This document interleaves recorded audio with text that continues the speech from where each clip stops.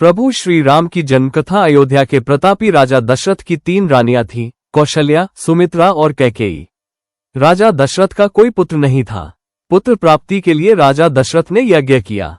इस यज्ञ में समस्त मनस्वी, तपस्वी, विद्वान ऋषि मुनि और वेदविज्ञ प्रकांड पंडित शामिल हुए।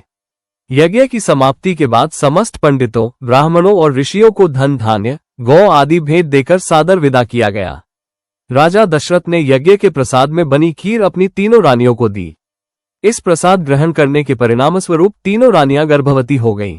सबसे पहले महाराज दशरथ की बड़ी रानी कौशल्या ने एक शिशु को जन्म दिया। ये शिशु बेहद कांतिवान, नील वर्ण और तेजोमय था। इसका जन्म चैत्र मास की शुक्ल पक्ष की 9वीं तिथि को हुआ था। महर्षि वशिष्ठ ने राजा दशरथ के बड़े पुत्र को राम नाम दिया। शुभ नक्षत्रों में कैकेयी और सुमित्रा ने भी अपने अपने पुत्रों को जन्म दिया, जिनका नाम भरत, लक्ष्मण और शत्रुघ्न रखा गया। महाराज के चारों पुत्रों के जन्म से पूरे राज्य में उत्सव का माहौल था। पूरी अयोध्या ध्वजा, पताका और तोरणों से सज चुकी थी। हर कोई खुशी में गंधर्व गान कर रहा था। अप्सराएं नृत्य करने लगी। देवताओं ने पुष्प वर्षा की। भगवान श्री राम के जन्म पर ब्रह्मा जी समेत सभी देवी देवताओं उनका स्वागत किया था। तुलसीदास जी कहते हैं कि भगवान श्री राम का जन्म नहीं हुआ था, बल्कि वो प्रकट हुए थे, यानी वो बच्चे के रूप में माता कौशल्या के आगे आए। लेकिन प्रभु की इस लीला को कोई जान नहीं सका। माता सीता को लक्ष्मी का अवतार माना जाता है। वाल्मीकि रामायण के अनुसार एक बार मिथिला राज्य में भीषण अकाल पड़ा था। तब राजा जनक को सलाह दिया गया कि वे वैदिक अनुष्ठान करके खेतों में स्वयं हल चलाएं। इससे वर्षा होगी और अकाल खत्म हो जाएगा। वैशाख माह के शुक्ल पक्ष की 9वीं तिथि को राजा जनक ने खेत में हल चलाया। हल चलाने के दौरान उनका हल एक कलश से टकराया। राजा जनक ने धरती खोदकर कलश निकाला। उन्होंने जब इसे खोला तो उसमें एक कन्या थी। राजा जनक ने उस कन्या को कलश से बाहर निकाला और उसे अपनी पुत्री के रूप में स्वीकार किया। इसका नाम सीता रखा गया। जनक की पत्नी उस समय निसंतान थी, इसलिए बेटी को पाकर वो अत्यंत प्रसन्न हुई। सीता जी का जन्म माता के गर्भ से नहीं हुआ था, वो धरती से प्राप्त हुई थी, इसलिए उनको धरती पुत्री भी कहते हैं। वहीं जनक पुत्री के रूप में उन्हें जानकी भी कहा जाता है। ब्रह्मवैवर्त पुराण सीता माता के जन्म की एक अन्य कथा है। इसके अनुसार सीता जी रावण और मंदोदरी की पुत्री थी, जिसे रावण ने जन्म के बाद समुद्र फेंक दिया था।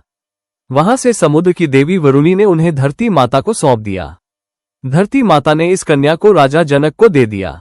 वही कन्या जनक नंदनी सीता के नाम से लोकप्रिय हुई और उनका विवाह भगवान राम से हुआ। बाद में माता सीता ही रावण की मृत्यु का कारण बनी। रामायण में राम सीता के स्वयंवर का प्रसंग मन को मोहित करने वाला है। महर्षि वाल्मीकि की रामायण के अनुसार सीता के पिता जनक ने ये घोषणा की थी कि जो कोई शिव धनुष पर बाण का संधान कर लेगा, उसका विवाह सीता के साथ कर दिया जाएगा। समय समय पर कई राजा आए, लेकिन कोई भी इस धनुष को कोई हिला तक नहीं सका। मुनि विश्वामित्र भी राम लक्ष्मण को लेकर जनकपुर गए और जनक से राम को धनुष दिखाने को कहा।